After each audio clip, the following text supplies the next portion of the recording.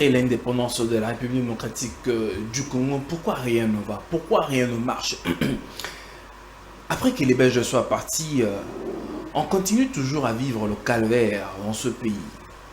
Alors que le pays est entre les mains des fils propres du pays, mais nous continuons à vivre la misère. La situation de la RDC est en train de se dégrader quotidiennement, du jour au jour.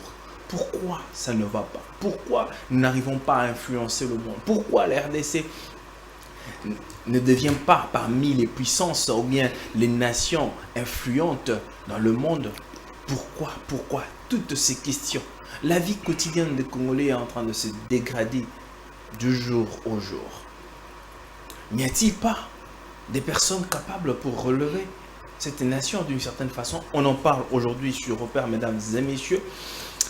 Nous parlons du réveil de conscience de la situation dégradante de la RDC. Je reçois pour vous Monsieur Théophile Mpoyi, okay. Walengela. Il nous fait honneur d'être avec nous, un précepteur du réarmement moral. Il est avec nous aujourd'hui, nous en parlons en long et en large sur ce plateau. Je dis bonjour et bienvenue, Monsieur Théo. Bonjour, messieurs les journalistes. Je parie que vous allez bien. Je vais très bien, par la grâce de Dieu. Très bien. D'entrée en jeu, c'est comme je viens de dire dans mon prélude, dans mon mot introductif, la RDC aujourd'hui a 64 ans. Okay. Malheureusement, nous constatons, le constat est tellement amer. Le constat est tellement amer. Quelle est votre lecture de fait par rapport à la situation de la RDC aujourd'hui? Parce qu'on regarde dans tous les secteurs de la RDC, au lieu que nous puissions évoluer, mais nous sommes en train de dégrader considérablement chaque jour. Quelle est votre appréhension et votre lecture de fait? Oui, messieurs les journalistes, d'abord, nous devons savoir que ce sont les Congolais eux-mêmes qui doivent construire leur pays.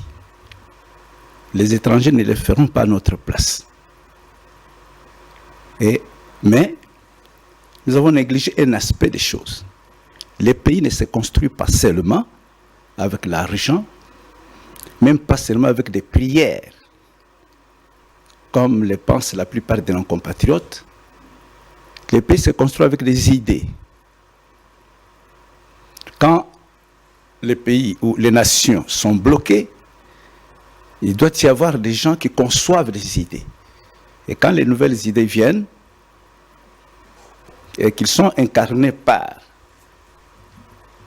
les nations, ces nations-là changent. Donc pour que les nations changent, il faudra que les hommes changent. Et pour que les hommes changent, ils doivent changer leur mentalité. Et la mentalité change lorsque les idées changent.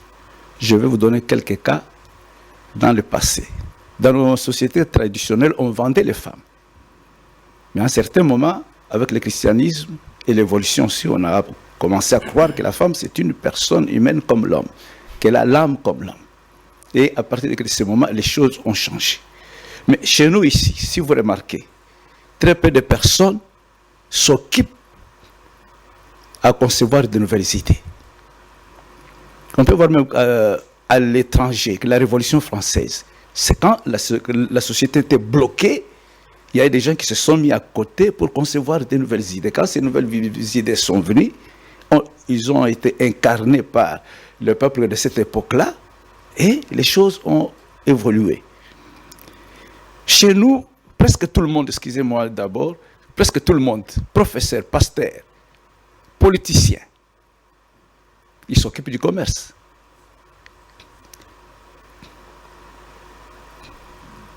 Tout le monde s'occupe de l'argent, s'il faut dire ça, de cette façon-là. Il y a très peu de personnes qui se mettent à réfléchir, à voir qu'est-ce qui ne va pas, qu'est-ce qu'il faut faire. Bon, je crois que dans ma situation modeste, j'ai mis le temps pour réfléchir sur la situation de notre pays. Je me posais des questions. Pourquoi? Mais avant de continuer, je vais vous lire ici les constats que j'avais faits de la situation de notre pays. J'ai intitulé ce constat-là un aperçu sur la dégradation de la situation générale de la RDC. Comme c'est un long texte, je vais le lire. Vous allez lire pareil qu'une portion. Oui. Ça va. La situation générale, sociale, économique et politique de notre beau et grand pays n'a cessé de se dégrader, comme les journalistes vous venez de le dire, durant les 64 années de son indépendance. Cette période n'a été qu'une suite de crises qui ont finalement condamné notre peuple à un appauvrissement perpétuel. Au fléau traditionnel qui décime les populations noires d'Afrique depuis leur accession à la souveraineté nationale, à savoir la guerre, la corruption, le tribalisme et la pauvreté, sont venus s'ajouter d'autres problèmes épineux, notamment celui de la dégradation des routes et du système de transport, la question de la fourniture d'eau potable et de l'électricité. À cette nouvelle série de difficultés, il faut adjoindre la question du surpeuplement urbain et celle du logement décent dû au phénomène incontrôlé de l'exode rural, causé lui-même par le déséquilibre angoissant entre les centres urbains et nos villages, ainsi que par l'insécurité totale qui règne dans l'arrière-pays. Je vais vous lire aussi une partie du texte que j'ai tiré du projet du centre Kikessa. Il est dit ceci. En République du Congo, les conditions socio-économiques de plus en plus dégradantes entraînent plusieurs conséquences, parmi lesquelles nous assistons à l'émergence de plusieurs maladies longtemps éradiquées, tant dans les populations rurales qu'urbaines. À titre d'exemple, nous citerons la fièvre typhoïde, la tuberculose. D'autres maladies à cause d'un environnement insalubre font beaucoup de victimes dans la population. C'est le cas du paludisme, de l'amibiase, des dysenteries bacillaires. Cette situation est conséquente du non-respect des règles élémentaires de l'hygiène par une population appauvrie et abandonnée à elle-même, tandis que les pouvoirs publics ont brillé par leur incapacité à assainir le milieu ambiant et par l'insouciance d'assurer des conditions sanitaires adéquates à la population. Dans nos villes,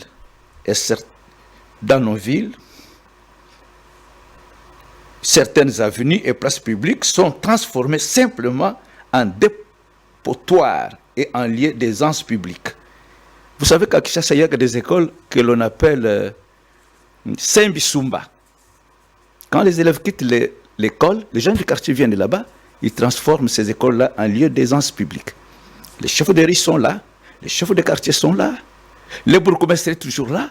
Mais tout ça, excusez-moi, moi quand je commence à penser à ce que les Belges avaient dit. Vous savez qu'après l'indépendance, lorsque nous avons accédé à l'indépendance, le pays était en sang et en feu. Et les Belges ont parlé de l'incapacité congénitale de l'homme noir. Ils ont parlé de ça. Par contre, les Congolais parlaient de quoi? Du nombre réduit de cadres que les Belges avaient formés. Mais aujourd'hui, les cadres, nous en avons combien? Alors, mais ça ne va toujours pas. Alors, je vais continuer après. Voilà. Alors, j'aimerais un peu beaucoup. Mais je n'ai pas répondu, hein? C'est ça la question. Pourquoi? J'aimerais alors. Vous allez revenir. Ok. Peut-être à votre temps d'antenne. Quelles sont les causes? Quelle est la cause majeure de la dégradation du système congolais pour que les choses pourrissent comme on le voit aujourd'hui, avant d'entrer dans les secteurs? Donc, il y a plusieurs causes. Mais toutes ces causes-là, je les résume dans l'inconscience. Il y a une crise morale, une crise de conscience morale terrible. Donc, vous dites que le Congolais est inconscient. Oui. Il y a l'insouciance, l'indifférence. Je vais vous donner un cas que j'ai vécu dernièrement. Très bien. Lorsque le président de la République a eu son premier mandat, il avait appelé que les chrétiens au stade de martyrs, j'y étais. À un certain moment, mon petit-fils m'a demandé, il voulait aller se soulager. Je suis allé avec lui, ce que j'ai vu, mes compatriotes, c'est terrible. Des caca à partir, ce stade-là que vous voyez, extérieurement c'est beau, hein? Mais les caca à partir de l'entrée jusque-là, des urines partout. Je me suis demandé, qu'est-ce que c'est ça? Est-ce que nous avons des hommes que dans ce pays? N'y a-t-il pas une crise d'hommes? Parce que moi, je parle de crise d'hommes au Congo. Il y a une crise d'hommes, certainement. Ah, nous avons une crise d'hommes. Ok. J'ai écrit même là-dessus, hein, s'il y a une crise d'hommes dans le pays. Le problème, c'est le Congolais. Oui. Bien. En fait, le problème, bien, la cause de cette dégradation vient-elle des autorités ou bien des gouvernants ou bien des gouvernés? D'abord, je vous dis ceci. Tous ces problèmes ici ont existé depuis l'accession de notre pays à l'indépendance. Les gouvernements sont passés. Les régimes politiques sont passés. Et ces problèmes, il y en a qui continuent et d'autres qui se sont aggravés. Alors, moi, je ne considère pas que ces problèmes incombent seulement aux politiciens, parce que quand nous allons voir un peu plus loin, je vais vous montrer que moi, je condamne en grande partie les églises. Parce que la délivrance du monde, la guérison des nations a été donnée aux églises et non pas à la politique. Et d'ailleurs, ces politiciens-là, chaque dimanche, ils vont à l'église, n'est-ce pas? Parce que lorsqu'on parle de conscience, des problèmes de conscience, ce n'est pas que la politique qui donne la bonne conscience. Il y a des institutions, il y a l'école et puis l'église. Si les gens ont une mauvaise conscience, mais nous devons demander à l'église pourquoi cette bonne conscience n'est pas là. J'ai développé ce sujet et je crois que j'ai répondu à votre question. Ce n'est pas seulement aux politiciens. Ce n'est pas seulement aux politiciens. Ce n'est pas seulement à nous tous. Les politiciens y compris. Mais les hommes que les églises ou bien les ministres de l'église y compris eux aussi. Très bien. Prenons le secteur politique. Ok. Parce que c'est le secteur dirigeant et qui prend en compte pratiquement plusieurs secteurs dans lesquels en fait le pays est géré d'une certaine façon, parce que ce sont les politiques qui gèrent. Qu'est-ce qui est fait en sorte que dans le secteur politique qu'il n'y a pas un vent, il n'y a pas quelque chose qui peut insuffler pour qu'il y ait évolution de manière positive et puis significative afin de faire avancer les choses? Vous savez, je vous ai parlé des idées qui doivent changer. Lorsque jusqu'à aujourd'hui, les politiciens pensent qu'on doit avoir des partis politiques, que le but des partis politiques est de conquérir les pouvoirs et de les conserver. Hein? Moi, je considère que ce sont que des vieilles idées, ça. Et lorsque ce parti se mettent là-bas pour partager entre eux, ils ignorent le reste de la population. Moi, je vous dis, hein, excusez-moi. Non, mais il faut changer cet objectif-là. Il faut revoir cet objectif-là. Le monde évolue. Qu'est-ce qu'il faut faire à la place? Non, demande aux philosophes. Ils doivent repenser. Écoutez, mon frère. Est-ce que vous avez une pensée par rapport à cette... vous avez une pensée qu'il faut peut-être changer de loi, mais par rapport à cette thèse. Alors, qu'est-ce que vous préconisez et qu'est-ce que vous proposez pour qu'on arrive à changer ce paradigme? Bon, je vous lis un peu parmi les solutions que j'ai proposées dans mon petit livre La corruption, la lutte contre la corruption. Je parlais de la politique. La politique congolaise a été jusqu'à ce jour, à l'exception de quelques cas, un repère des hommes à l'esprit pervers, à la conscience corrompue, aux mœurs dépravées, à la conscience chargée. Le renouvellement de la classe politique s'impose. Qu'est-ce qu'il faut? Assainir le monde politique, revisiter la loi sur les partis politiques en y insérant des verrous, moraliser le mœurs politique, stabiliser les pouvoirs politiques. Surtout la moralisation, c'est mon domaine, moi. Moraliser le mœurs politique. J'écris... Comment assainir l'espace politique? Parce que vous avez parlé aussi de l'assainissement de l'espace politique. Mais on ne doit pas faire passer en politique c'est n'importe qui. Écoutez, moi... Qui est n'importe qui? Mais écoutez, quand je vous parle ici, je connais des gens, promoteurs d'écoles, qui ont tout le temps qu'ils ont fonctionné, ils ont acheté les diplômes pour leurs élèves. Mais ces gens sont au Parlement. Avec un passé noir. Comment faire pour pallier à cette difficulté ou à ce problème? Mais il faut des lois. Il faut examiner la vie passée des gens. On ne doit pas accepter que n'importe qui en politique. Excusez, nous sommes quand même que des hommes sérieux. Moi, je ne voudrais pas. Si vous venez chez moi, vous voyez ma femme et mes enfants, que j'ai bien éduqués, je n'aimerais pas qu'ils soient conduits par un aventurier, papa.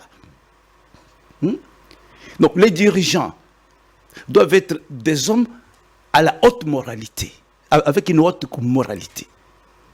C'est pourquoi j'ai parlé de démoraliser la vie politique. On a vu un politicien au Congo, c'est un homme libre. Il peut arracher la femme de quelqu'un, il fait arracher la parcelle de quelqu'un, il peut avoir tué les gens. Non. On doit voir le passé des hommes politiques avant de les accepter comme candidats. Vous avez parlé des partis politiques ici. Oui. Qu'est-ce que vous préconisez pour les partis politiques? Faudrait-il faire quoi? Les fermer, réduire le nombre des partis politiques? On est imbécile. Écoutez, nous avons... Moi, je me demande, nos philosophes, il y a une faculté de philosophie là-bas. Je me demande qu'est-ce qu'ils font, tous ces philosophes congolais depuis l'indépendance. Je pense qu'il faut revoir tout. Il faut revoir tout dans ce pays. Il faut remettre en question tout. Il faut tout remettre en question. Vous, en tant que réarmement, moral, vous qui réarmez le genre, du côté moral, qu'est-ce que vous préconisez dans ce secteur-là? Bon, dans ce secteur-là, je prépare des textes pour la moralisation de la vie politique. S'il me sera donné la possibilité de tenir des campagnes de conscientisation à l'égard de nos compatriotes qui sont politiques, je crois que ce serait bien. C'est le moyen qui me manque. J'écris des petits livres aussi, que les Congolais ne lisent pas. Et puis, je vais faire une remarque. Non politiques, non compatriotes qui sont politiques, les pasteurs. Donc, parce qu'ils sont à ce niveau-là, parce qu'ils ont beaucoup d'argent, ils ne veulent écouter personne. C'est ça qui est le grand problème au Congo. Mais en Europe, les politiciens, les hommes, les ministres de l'Église, ils écoutent les chercheurs, ils collaborent, ils cherchent à savoir comment améliorer ce que nous faisons, ce qui n'est pas le cas au Congo. Donc la pensée du perfectionnement n'est pas chez nous les Congolais, disons chez les Noirs et chez les Congolais en particulier.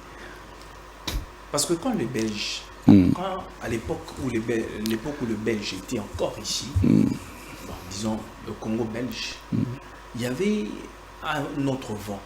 Les choses étaient autrement. La gestion du pays était autrement. La morale du Congolais était autre. Et en fait, il y avait un autre vent dans la manière de faire les choses.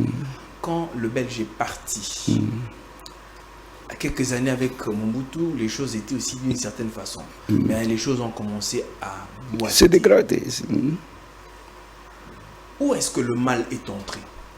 Est-ce le fait de faire partie de l'homme blanc et que nous ne sommes pas capables, mais nous sommes irresponsables à tenir les choses d'une certaine façon? Ou bien c'est un manque d'intelligence ou bien des capacités qui nous manquent pour relever le défi et relever cette nation? Non, vous savez, au Congo, il y a des gens intelligents. Mais les problèmes se posent sur le plan moral. Je peux vous dire, c'est quand les Belges sont partis, les Congolais, la plupart que des Congolais, ils ont voulu remplacer les Belges, et surtout dans les domaines politiques. C'est pourquoi c'est le domaine politique qui a été envahi. Les gens ont quitté les villages pour venir en ville avec l'espoir qu'ils vont entrer en possession de ce que les Belges ont laissé. Et beaucoup sont venus en politique. Et à partir de ce moment aussi, avec le régime Mobutu, la politique a pris les décis, même sur la moralité. Surtout. C'est ça encore un problème. La politisation. Oui, jusqu'à aujourd'hui.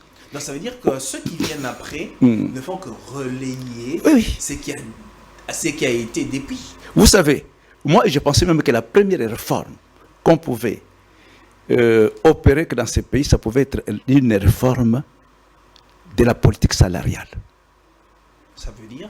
Ça veut dire quoi? Mais les salaires qu'on donne aux gens, il y a des équilibres, il y a modicité que des salaires, que tout ça, on devrait revoir ça. Puisque, c'est avec le temps, je vais vous montrer, la plupart des choses qui se font ici, c'est à cause de la pauvreté. Les fonctionnaires sont pauvres. Allez voir les comportements de nos policiers, ils vous parleront de la pauvreté. J'ai parlé aux parents pour les reprocher la corruption que dans les écoles. Ils vous disent, mais l'enfant doit passer d'une classe à l'autre. Les frais sont exorbitants. Quand l'enfant reprend la classe, nous sommes obligés de dépenser beaucoup d'argent. On voit un peu les problèmes là, les problèmes des situations sociales que de la population. Si on ne résout pas ces problèmes-là, je vous assure, on est en train de poursuivre les vents. Alors, si on va conclure par rapport à le secteur politique, qu'est-ce que vous pourrez en fait donner comme solution afin de sortir un peu de ce marasme politique dans lequel nous sommes, où nous sommes plongés depuis des lustres, on n'arrive peut-être pas à sortir. Quel est le plan de sortie? Mais il faut un autre leadership politique. Et personnellement, un autre leadership politique. Et moi, je pense... Ça veut dire que le leadership qui est apporté aujourd'hui n'arrive pas à convaincre et à sortir le pays d'une certaine façon. Je pense comme ça. Je pense à un leader politique chrétien. Des vrais chrétiens, hein, parce qu'on va parler aussi que de l'Église. Je vais vous montrer que beaucoup de gens qui prétendent être chrétiens ne le sont pas. Ils ne le sont pas. Donc vous préconisez plutôt un leadership chrétien. Oui, oui. Et c'est lui qui est à la tête du pays aujourd'hui avec son leadership. Il est chrétien. Il se veut chrétien. Bon, je n'ai pas dit qu'il a mal fait. Ah, vous parlez du leadership. Et s'il est seul d'aujourd'hui, il est entouré de qui? Il est entouré de qui? Oui, il est là. Mais c'est autour de lui. Ah, vous parlez de son entourage, de l'entourage. Dans les parlements, dans les sénats, dans les gouvernements. La personne qui donne le ton, c'est un individu. Écoutez, on a toujours répété ce principe-là, que le poisson commence par pourrir par la tête. Mais moi, il y a aussi, quand la base est fausse, la tête que ne tiendra pas, et le corps entier que ne tiendra pas. C'est pourquoi je vous ai dit, ce qu'il faut maintenant, il faut de nouvelles idées. Mais la commande commence par la tête. Hein? La commande commence par la tête. Même avant de parler, tout commence par la tête et la tête commande à la bouche de parler. Bon, ça c'est d'après vous. Hein? Il y a pas eu quand la tête est là et que les pieds sont malades.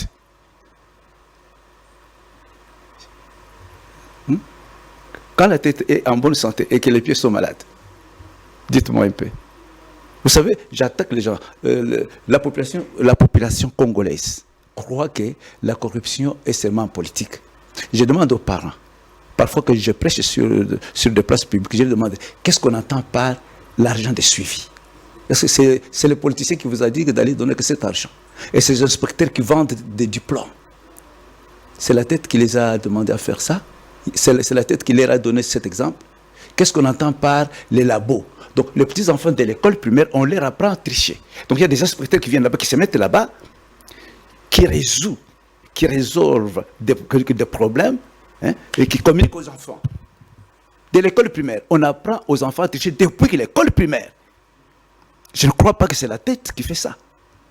Donc, c'est pourquoi je vous dis, hein, ce changement que nous voulons, c'est tout le monde qui doit changer, pas seulement la tête. La tête peut changer, mais quand la base, la population entière, vous savez que la population, ou bien la masse de la population peut induire la tête en erreur. Très bien. Alors, par là, j'aimerais alors que nous puissions prendre le secteur éducation. L'éducation. Parce que ce que nous sommes en train de parler, la morale ou tout ce que nous voulons, a une base, le socle, c'est aussi l'éducation.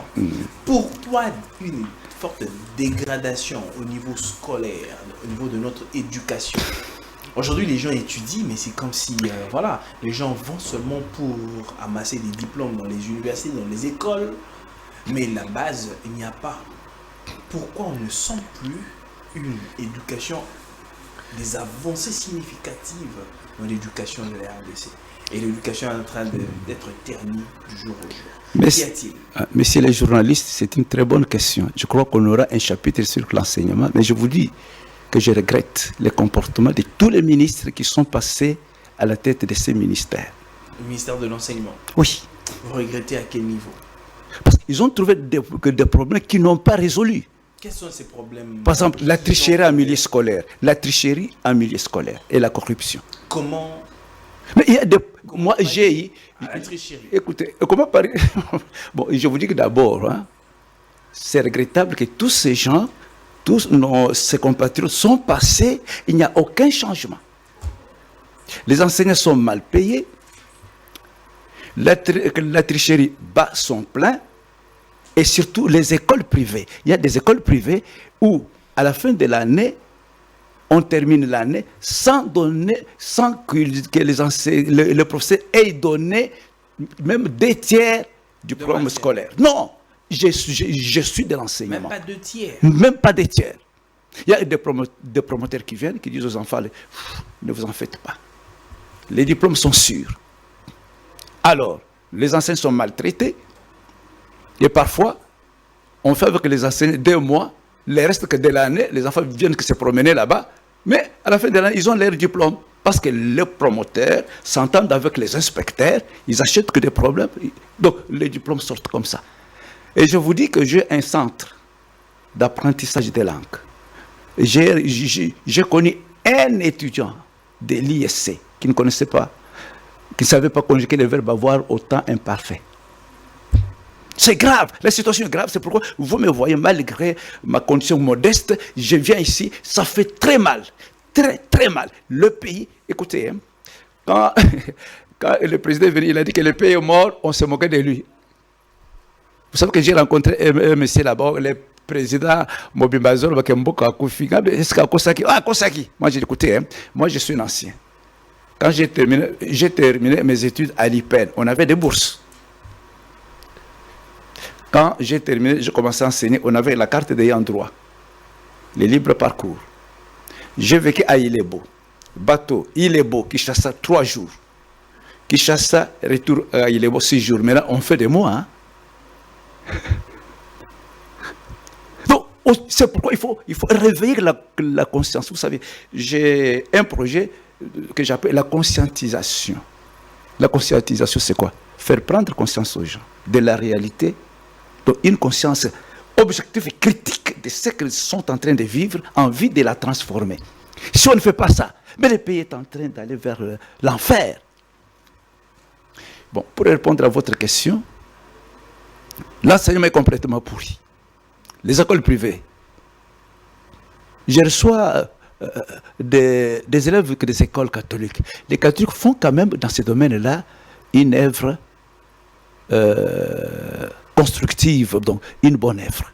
Mais les écoles privées, ça je vous assure, et aujourd'hui je vois certains promoteurs de ces écoles-là au Parlement, après avoir détruit la jeunesse des années, qu'est-ce qu'on peut attendre que de ces gens-là? C'est pourquoi que je vous ai dit, il faut revoir la vie politique. Et ces gens sont incorporés dans les partis politiques parce qu'on a besoin de membres, on ramasse que n'importe qui, on ne sait pas qu'est-ce qu'il a déjà fait dans la société. Vous voyez, c'est pourquoi les problèmes, tout ça, parti politique, tout ça, il faut revoir tout ça, il faut revoir. Sinon, les choses ne marcheraient pas. Donc pour vous, il faut bannir les partis politiques? Il faut concevoir autre chose. Concevoir Nous sommes des hommes. Vous croyez, oui. Comme par exemple? Ah, bon, les politiciens sont là. Il y a ceux qui font que les sciences sont politiques. Il n'y a que des philosophes. Non, moi, je constate le mal. Le mal. Vous avez aussi des solutions d'une certaine façon. On ne peut pas parler de la cause sans pour autant parler des solutions. Je vous dis que moi, je suis dans le domaine du réarmement moral. Donc, comme donc les politiciens, je veux que les moralisent. Mais que la plupart ils sont orgueilleux, ils ne veulent écouter personne. Hein, oui. Parce qu'ils sont. Oui, c'est bien. pour arriver à moraliser, il faut d'abord constater la cause. J'ai constaté. Le constat Oui. des causes, de la cause, et donner des solutions. Les solutions, j'en ai, mais je ne les donnerai pas ici. Pourquoi? Ça... Parce qu'ils sont là, ils sont en train de nous suivre. Ils sont là en train de nous suivre. S'ils ont besoin de nous, ils n'ont qu'à se référer à nous. Nous allons publier. Et même, ils sont du domaine. Il faut qu'ils se demandent pourquoi ça ne va pas. Parce que ce constat que j'ai fait, je me suis demandé, est-ce que tous nos compatriotes qui sont au Parlement, qui sont au gouvernement, qui sont au Sénat, est-ce qu'ils savent que le pays est malade? Ils vont là-bas, savez quelle solution? Est-ce qu'ils savent d'abord que le pays est malade? Est-ce qu'ils vont au pays pour apporter des solutions? Ou bien le remède? Ou bien ils y vont seulement pour aller chercher de l'argent? La réputation, l'honneur. Nous avons un grand problème, le pays est malade. Quand on parlera de l'Église, je vais vous montrer que le pays est malade. La Bible parle de guérison des nations. Le pays est malade, nous devons que le guérir. Mais avec qui? Avec qui? Il faudrait guérir le pays. Si on doit parler du secteur religieux, parce que l'Église est aussi un partenaire de l'État, l'Église en tant qu'Asbel, et voilà. Pourquoi est-ce que l'Église n'arrive pas non plus à aider l'État aujourd'hui à relever un peu le défi d'une certaine façon, parce qu'elle a aussi une grande part de responsabilité. La majeure partie des personnes qui sont dans les lieux de décision vont dans les églises. La majeure partie des gens qui sont côtoyés par les pasteurs sont les dirigeants dans plusieurs postes. Les personnes qui vont à l'école d'une certaine façon vont à l'église. L'église a une grande part de responsabilité. Alors pourquoi l'église n'arrive pas à changer l'homme congolais d'une certaine façon? Oui, je crois que j'avais fait allusion à cela pour vous dire que la délivrance du monde, la guérison des nations n'a pas été donnée aux politiques, mais à l'Église. Oui, je vais répondre. La délivrance du monde ou bien d'une nation ne dépend pas des politiques? Pas totalement. Et ça dépend à l'Église? Ça dépend que de l'Église. Voilà, j'ai un petit livre ici. Tout ça, je vais le présenter. Les faux évangiles et les drames congolais. Le vrai évangile transforme les gens. Et quand les gens sont transformés, leur nation est transformée. C'est quoi le vrai évangile? Le vrai évangile, c'est dans ce document. Il y a un faux évangile. Oui, il y a évangile, oui. Alors, on voudrait maintenant comprendre, c'est quoi le vrai évangile? C'est l'évangile du Seigneur Jésus-Christ tel qu'il l'avait apporté et tel que les apôtres aussi l'avaient apporté. Et si vous comparez cela avec ce qui se passe aujourd'hui, je crois que vous allez tomber malade. Quel est votre constat aujourd'hui? Le constat. Regardez l'Église. Les églises sont devenues des podiums de danse. De la manière dont les choses se font. Oui, je vous réponds. Dernièrement, il y a eu un éminent professeur qui nous avait appelé. Il a organisé une conférence scientifique sur les antivaleurs ecclésiastiques. Écoutez un peu, les antivaleurs, il n'y en a pas seulement en politique. Dans l'église, il y en a. Comme à la cité et dans les écoles. Et j'ai assisté. Et moi-même, j'ai écrit un petit livre ici, Les faux évangiles. C'est la cause même du drame congolais. J'avais suivi un serviteur de Dieu qui est passé chez vous. Il a presque la même vision que moi. Parce que la religion, c'est quoi? Ce mot religion vient du mot latin relere, qui veut dire relier. Donc la religion a comme objectif de relier les gens au monde spirituel. Il y a deux mondes spirituels. Le monde spirituel négatif, mauvais, et le monde spirituel bon, positif. Mais quand les religions lient aux gens, et je crois que ce qui se passe que dans notre époque, parce que le climat moral d'une nation vient de sa religion. Ce que nous sommes en train de vivre, la culture d'injure, papa. Tout finalement, des choses, des insanités que je ne peux même pas se prononcer ici. Dans un pays où il y a des églises à chaque coin de la rue. Non, écoutez, j'ai dit aux autres, j'ai dit que si je parlais avec les gens là-bas, je leur ai dit, nos pasteurs ont coûté. Je suis un serviteur de Dieu, je suis un chrétien et je défends que le christianisme. Il faut que nos frères comprennent que nous devons nous arrêter un peu, examiner les choses. Parce que la plupart des pasteurs, ils prêchent, ils disent, Islam, fausse religion. Musulmans, faux prophètes. Allez voir comment sont organisés ou bien comment vivent ces pays musulmans par rapport à nous. Disons peut-être que la religion chrétienne... C'est la vraie religion, mais elle est mal pratiquée. Et elle est très mal pratiquée dans notre pays. Très mal pratiquée. Mal pratiquée ou bien mal organisée? Non, non, ce n'est pas organisé. Mal pratiqué. Donc, je ne sais pas si ce qu'il apporte. Donc, ce qui apporte cette religion, s'ils ont réellement cette religion en est. Parce que pour apporter la religion, vous devez la posséder. Est-ce qu'ils possèdent cette religion? La plupart que je ne crois pas. Donc, ça veut dire que, selon vous, ces pasteurs-là ne possèdent pas cette religion? La plupart. La plupart? Oui. Ça veut dire? La majorité. Ça veut dire, ils s'aventurent. Exactement. Exactement. Quand vous regardez le milieu ecclésial aujourd'hui, quelle est votre lecture de fait? Et dans quel œil vous regardez l'Église aujourd'hui? Et qu'est-ce qui fait en sorte que l'Église ne soit pas à la hauteur de faire les choses afin de faire avancer les choses? Bon, j'aimerais prochainement qu'on trouve les gens qui financent peut-être une émission et je vais passer les rôles de l'Église dans la lutte contre la corruption. La politique, elle seule, ne terminera jamais la corruption si l'Église n'intervient pas. Mais ils disent que ce n'est pas que notre affaire, que ça fait aussi de la politique. Qu'est-ce que l'Église peut faire pour faire en sorte de... J'ai écrit un livre, je vais l'exposer et le vendre. J'ai écrit un livre. Les rôles de l'Église, ça, je ne dirai pas ici, c'est dans les émissions prochaines. Je vais vous parler et j'aimerais que nos frères, pasteurs, je les aime. Ce sont eux qui ont la responsabilité du salut de ce pays. Mais qu'ils écoutent aussi les autres. Parce qu'au Congo, c'est comme si les gens ne collaborent pas. Les médecins ne collaborent pas, les politiciens ne collaborent pas, ils se combattent, les professeurs qui ne collaborent pas. C'est ça que le grand problème. Et ceux qui sont déjà élevés, ils ne veulent pas écouter les autres, ils croient qu'ils ont le monopole de la connaissance. Écoutez, même ceux qui sont au Parlement là-bas, au Sénat et partout, qu'ils n'aient pas cette pensée-là qu'ils ont le monopole de la connaissance. Non, non. Dans la société civile, à l'université, à la cité même, il y a des gens qui peuvent les rapporter un plus. Nous devons tous mettre la main à la pâte pour reconstruire notre pays. Alors prochainement que je vais parler sur les rôles de l'Église dans la lutte contre la corruption. Mais je vous dis que la plupart des pasteurs nous ont déçus. Ils vous disent que la politique, ça ne nous concerne pas. Et quand ça ne va pas, ils jettent tout sur les politiciens. Ils déçoivent à quel niveau? À quel niveau? Du fait qu'ils ne font pas quelque chose. C'est-à-dire, ils n'accomplissent pas leur mission. Parce que quelle est la mission de l'homme de Dieu? Non, non, que face à l'État. Oui, la mission de l'homme de Dieu face à l'État. Non, écoutez, il y a des églises qui empiètent les domaines de la politique. Ce n'est pas bien. Mais je vous dirais ceci.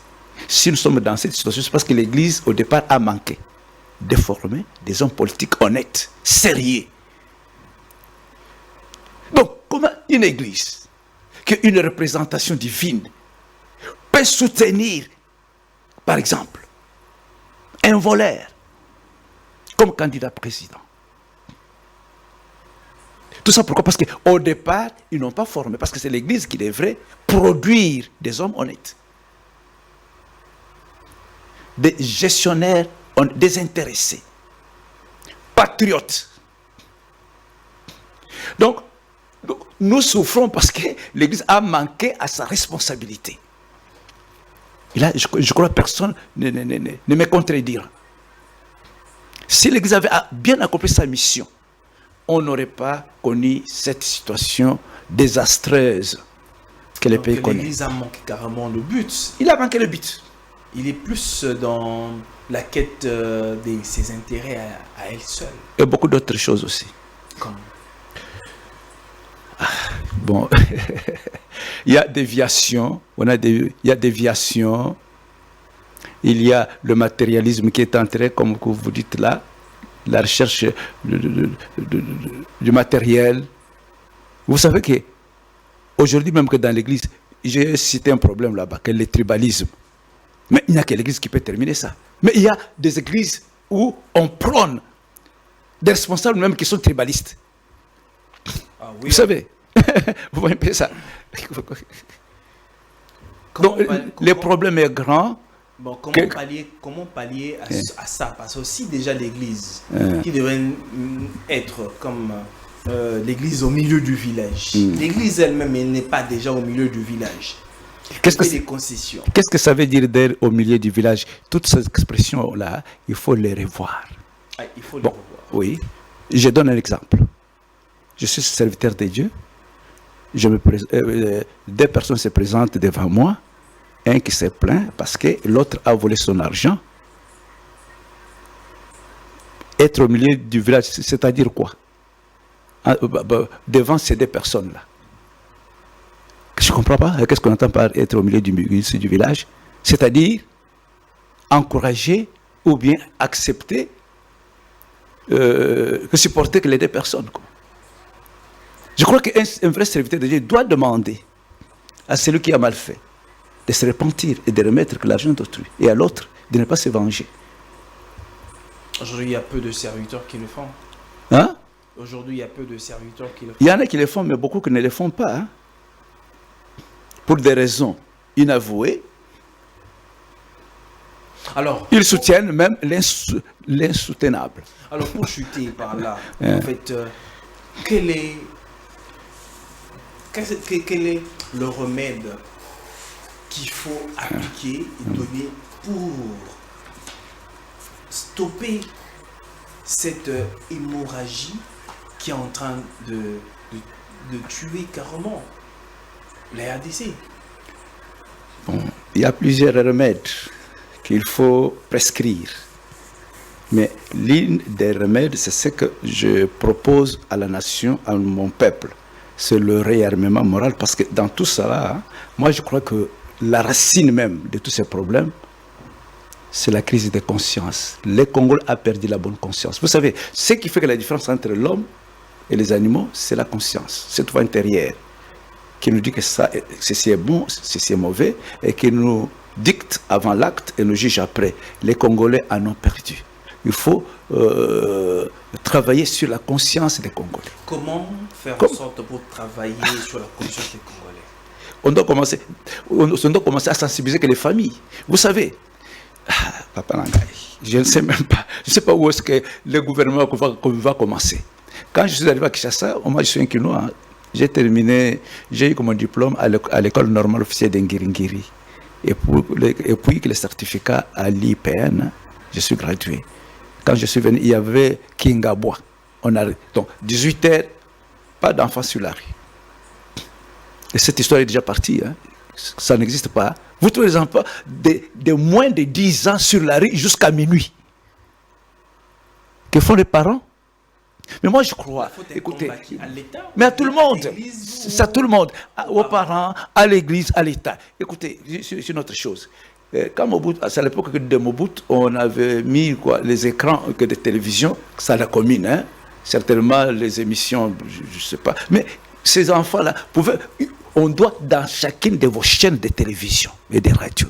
Pourquoi il n'y a pas une émission qui concerne l'éducation morale et civique? Il n'y a que des danses. Politique et danse, c'est ça le problème. Vous détruisez que vous-même que le pays. Parce que je n'ai pas parlé que des journalistes. Je parle que des politiciens et des hommes de Dieu. Les journalistes aussi. Il y a que des journalistes qui font passer que des choses incroyables. Ces femmes qui dansent nues devant que les enfants. Que tout ça. Donc le pays est complètement pourri. Bon, avant que l'on termine, je dois présenter mes livres. J'ai une requête à faire à ce peuple congolais. Nous avons mis beaucoup de temps pour étudier la situation de notre pays, voir qu'est-ce qu'on peut faire, si les gens peuvent avoir confiance en nous. Je cherche des sponsors ou des parrains pour soutenir des campagnes de conscientisation. On peut passer, puisque c'est la télévision comme ça, tout le monde ne va pas accéder à ce qu'on dit ici. Mais si on passe par exemple école par école, si on passe au Parlement, au Sénat, si on appelle dans un coin les serviteurs de Dieu et qu'on leur parle. Je sais que beaucoup ne viendront pas par orgueil, hein, mais ils sont responsables de la situation qui se passe dans le pays. Parce que j'ai montré quelle est la mission de l'Église sur la terre. L'Église, c'est une institution divine avec une mission. Est-ce qu'ils connaissent cette mission-là? Est-ce qu'ils accomplissent cette mission-là? C'est la question qu'on leur poserait. Je vais donner un exemple. Les États musulmans, les frères qui vont à Dubaï, ils vous disent que si vous faites tomber votre téléphone, vous allez le retrouver. Mais ce n'est pas le cas chez nous. Avec les églises à chaque coin de là, nous devons avoir honte quand même de nous-mêmes, hein, serviteurs de Dieu. Nous devons avoir honte de nous-mêmes. Même dans l'église, quand vous perdez le téléphone, c'est fini. Même à l'église. Hein. Alors, vous allez chuter par là, Monsieur Théo, un message pour les personnes qui vous ont suivi. 1 minute. 1 minute. Et nous allons... mon message, peuple congolais, c'est aux Congolais et même de construire d'édifier, de construire leur pays. Les étrangers ne viendront pas le faire à notre place. Et pour le faire, il faut des idées. Moi, votre grand-père pour certains, votre papa pour d'autres, j'écris des livres, j'essaie de contacter beaucoup de gens, même des serviteurs de Dieu, pour qu'ils soutiennent des conférences. Parce qu'il y a même des controverses parmi eux, qui soutiennent même des campagnes de conscientisation. Niet, il y a certains qui n'ont pas voulu le faire parce que je n'appartiens pas à leur église. Tout ça. Et j'ai besoin de sponsors, j'ai écrit des livres, la mission que de l'église, quand l'église s'écarte de sa mission, on n'aboutira à rien. La politique elle-même, les écoles, nous devons donc remettre en question toutes les institutions et voir qu'est-ce qu'on doit faire. Si on ne le fait pas, on n'aboutira nulle part. Donc, j'ai besoin des sponsors, j'ai besoin aussi qu'on puisse financer l'émission prochaine pour que je vienne parler sur le rôle de l'Église dans la lutte contre la corruption, pour aider nos frères pasteurs à comprendre qu'ils ont une grande responsabilité vis-à-vis de ce fléau qui est en train de décimer notre pays. Je crois que c'est le petit message que je voulais expliquer. Très bien. Alors, pour les personnes qui voudraient peut-être vous joindre, est-ce que vous avez un contact par lequel on peut vous joindre? Bon, je vous donne... Vous voudrez organiser des conférences et que quelqu'un veut, par exemple, soutenir vos conférences, ainsi de suite, vos passages médiatiques, par quel contact on peut vous joindre? Oui, j'ai mes contacts ici. Je vais vous les communiquer. Très bien. Vous allez communiquer aux téléspectateurs qui nous suivent. Il y a Vodacom. Voilà, oui. 083 46 0244 7 à la fin. 7. Vous reprenez 083 46 0244 et puis 7 et 7. Un autre numéro 090 090 50 84 598. Ça, c'est... Très bien. C'est les deux numéros par lesquels on peut vous s'il y a aussi mon collaborateur, quand on ne me rejoint pas, on peut passer par mon collaborateur. Okay. C'est Maël Cédric, 082 18 13 103. Très bien. Merci beaucoup, Monsieur Théo, d'être passé aujourd'hui sur le plateau de Repères. C'est moi qui vous remercie beaucoup, et surtout à cause de l'intitulé de votre émission, À la lumière de la parole. Vous savez, tous ces problèmes que nous avons dans notre pays ont des solutions dans la parole de Dieu. Ici, mais vous savez, qu'est-ce qui se passe? Que ce soit les conducteurs religieux, politiques, ils s'en foutent de la parole de Dieu. Ils oublient que c'est Dieu qui a créé ce monde. Il a des lois que nous devons observer et respecter. Et quand on ne respecte pas ces lois-là, on va vers le débâcle. Très bien. Merci beaucoup, mesdames et messieurs, d'avoir été très nombreux de nous suivre. Vous avez suivi en long, en large, et comment ça fait mal, pourquoi 64 ans après l'indépendance, nous n'arrivons toujours pas a évolué d'une certaine façon. Quel est le problème? Et les causes ont été dites, énoncées ici par l'invité, M. Théo. Il a expliqué, voilà. Alors, vous avez compris, d'une certaine façon, et chacun a une part de responsabilité pour l'avancement de ce pays. Alors, portez-vous bien. Merci à Kim, merci à Jordi, merci à la grande équipe de Congo Buzz Télévision. On se retrouve très prochainement. Que la paix soit avec vous et que Dieu bénisse la RDC. Au revoir. Merci.